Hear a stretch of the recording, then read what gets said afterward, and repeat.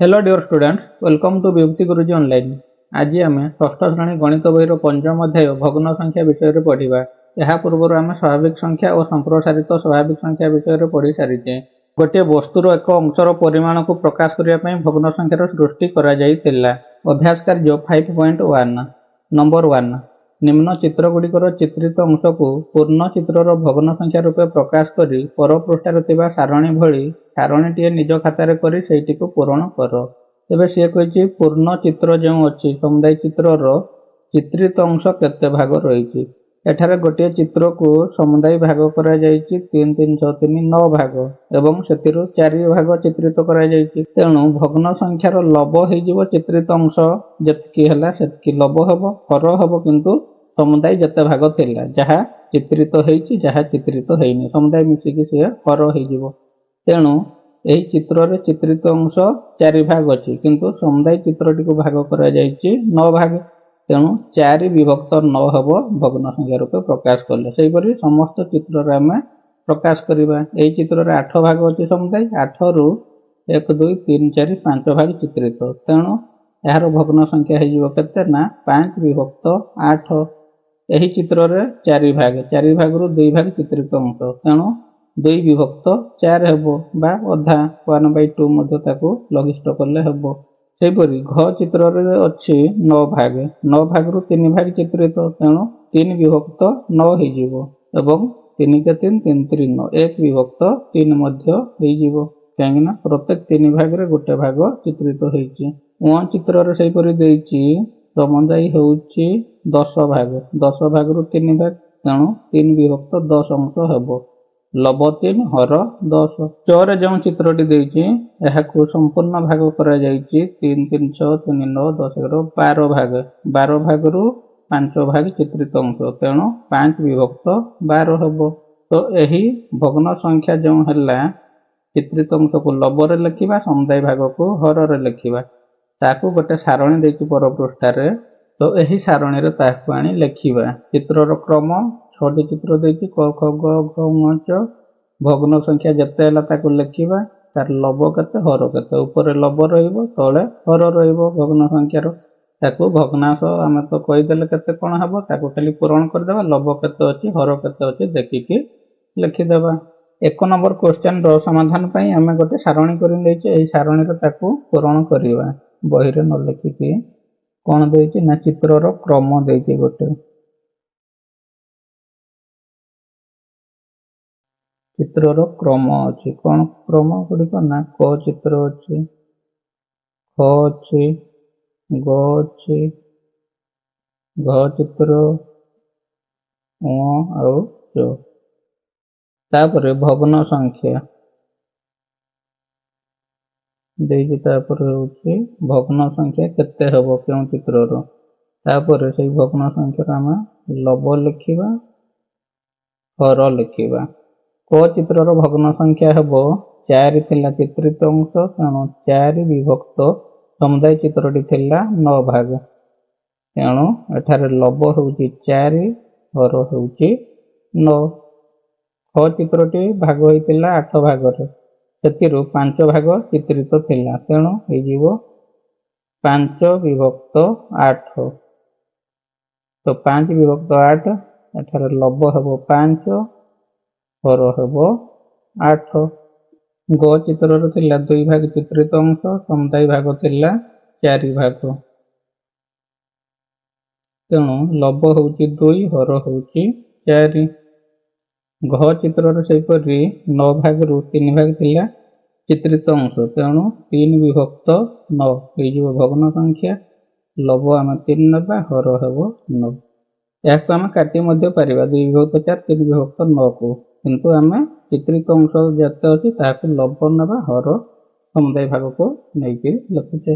उ चित्र रे सेहिपरि 3 भाग थिला चित्रित अंश, समुदाय चित्रटी थिला 10 भाग, तेणु लब हो जिवो 3 हर हो जिवो 10। तो चित्रटी थिला 12 भाग रु 5 भाग चित्रित अंश, समुदाय भाग 12, तेणु लब 5 हेबो हर 12 हेबो। तो आमे एठारे 1 नंबर समस्त चित्र गुडी को देखि सारणीटी को पूरण करि नैछे। नंबर 2 प्रत्येक चित्र भली चित्रटिए तुम खातार अंकन कर। चित्र तले लेखा जाइतिबा भग्न संख्या अनुଯାयी चित्रर अंश को चित्रित कर। तो यही जो 4टी चित्र देइछि एहिपरि आमे खातार 4टी चित्र अंकन करिबा।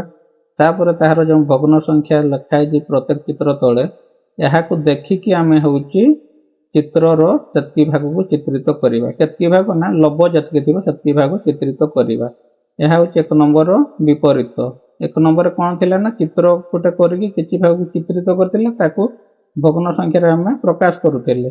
एठार भग्न संख्या देइ देइछि आमे चित्रर केते भाग चित्रित हबो से अनुसार तार लंब को लक्ष्य करी आमे सेतकी भाग को चित्रित करिबा प्रत्येक चित्र रे। तो आमे 2 नंबर प्रश्नर समाधान पई प्रथम 4टी चित्र अंकन करि नैचे खाता रे। एथिरे लेखा जाइतिबा भग्न संख्या को लिखि देबा। प्रथम चित्र रे देइछि भग्न संख्या 5/6। द्वितीय चित्र रे देइछि 1/4। तृतीय रे देइछि 2/5 एवं चतुर्थ चित्र रे देइछि 5/16।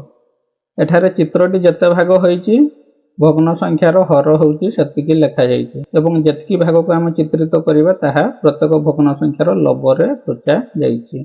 तेणु आमे लंब को देखि चित्रटी को सेही अनुसार चित्रित करिबा। तेणु 5/6 तेणु 5 भाग चित्रित हबो। तेणु आमे 5 भाग चित्रित करिबा।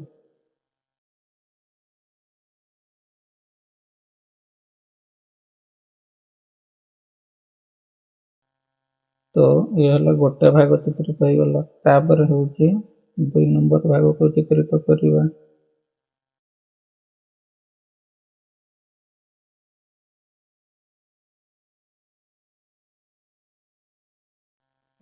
तापर होउछि 3 नंबर भाग को करिबा।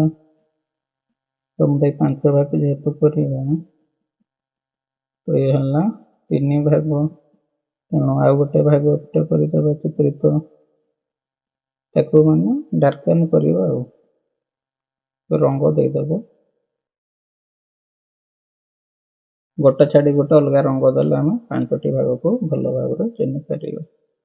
तो मु खाली जणिबा पई पेंसिल रो ताको 5 भाग को चित्रित करिदेली। 1 2 3 4 5 5/6 6 भाग रो 5 भाग चित्रित हला।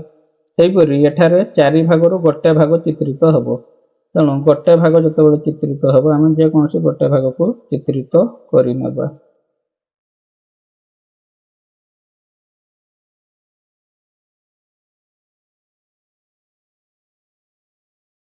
सेहिपरि तृतीय चित्र रे 2/5 अछि। तेणु 5 भाग रे आमे 2टी भाग चित्रित करिबा। तेणु मना करा जे एई भाग गोटे चित्रित करिबा।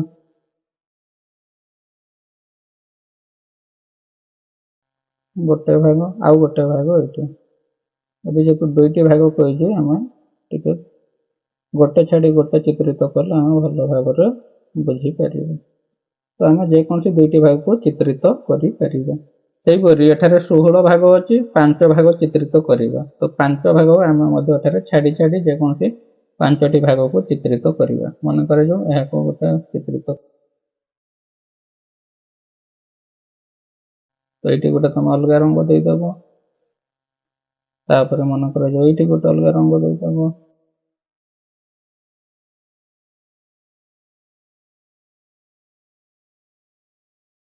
तो एठी गोटे नै जीवा मन कर जो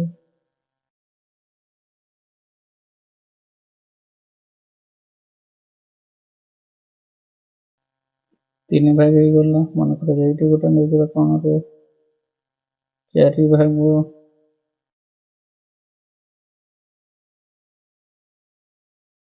एवं आउ गोटे भाग मन कर जो एठी नै जीवा।